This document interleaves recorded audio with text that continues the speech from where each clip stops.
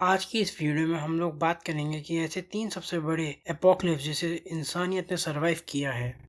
हमारा सबसे पहला टॉपिक है द ब्लैक डेथ। ये एक सबसे फेमस प्लेग है ह्यूमैनिटी में। इसे कई लोग बुबोनिक प्लेग के नाम से भी जानते हैं।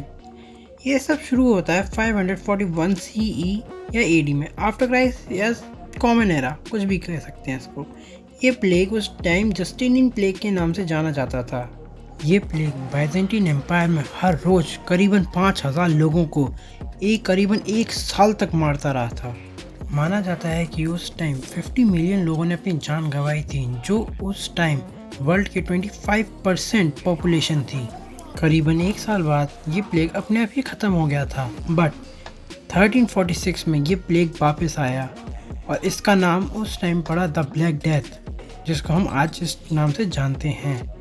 इसमें उस टाइम जो इस बीमारी से इन्फेक्टेड हुए थे उन सबके शरीरों पे फोड़े आने लग गए, करीबन एक एप्पल के साइज़ के बराबर। उनको बुखार रहने लगा, खून की उल्टियाँ करने लगे और कई सारी चीज़ें और। माना जाता है कि उस टाइम 75 मिलियन टू 200 मिलियन लोगों ने अपनी जान गंवाई थी ब्लैक डेथ से।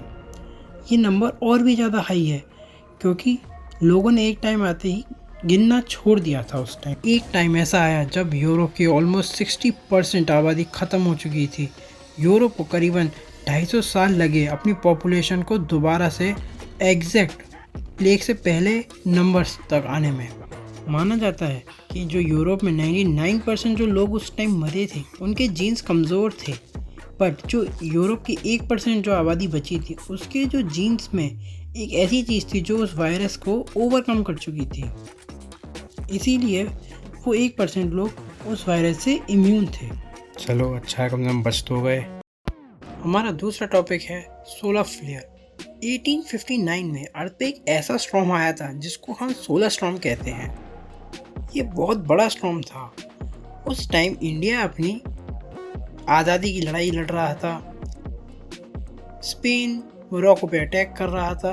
मतलब माना जाए तो पूरी दुनिया अपने में लगी हुई थी, किसी को कोई मतलब नहीं था। तभी एक दिन ऑस्ट्रेलिया के ऊपर एक वाइट लाइट आती है जिसे 2 एस्ट्रोनॉमर्स, उन लोगों ने इस चीज़ को नोटिस किया। उनके नाम थे रिचर्ड कारिंगटन एंड रिचर्ड हेडगरसन ने जो ये चीज़ उस टाइम स्पॉट करी थी। उस टाइम इंसानियत पे इसका कोई भी इफेक्ट नहीं हुआ था, बट अगर ये चीज़ आज के समय हिट करती है तो हमारा पावर ग्रिड सिस्टम जो है वो सब कंप्लीट डिस्ट्रॉय हो जाएगा। इसका मतलब कोई भी आर्टिफिशियल लाइट नहीं, नेट नहीं, पबजी नहीं, नेटफ्लिक्स नहीं। भाई तुम्हारा नहीं पता तो मैं क्या करूँगा, मेरे को तो कुछ नहीं पता।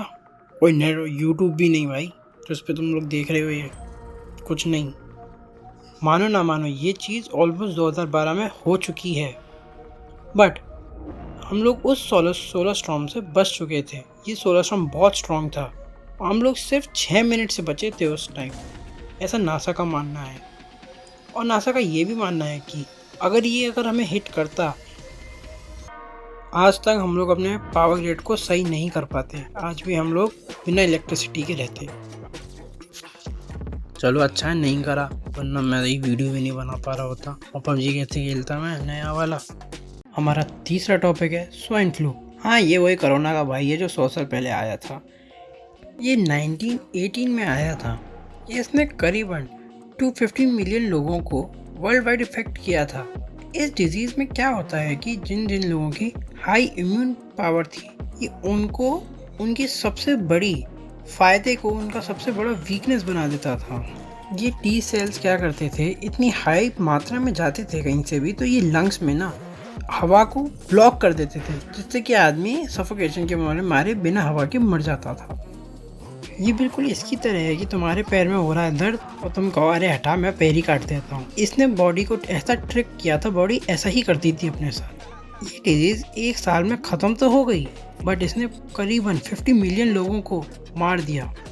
कहते हैं कि ये डिजीज़ साल के ख़त्म होते होते म्यूटेट हुई और ये कम डेडली हो गई, बट ये आज भी है ये बीमारी हमारे साथ, जैसे ब्लैक डेथ है हमारे साथ।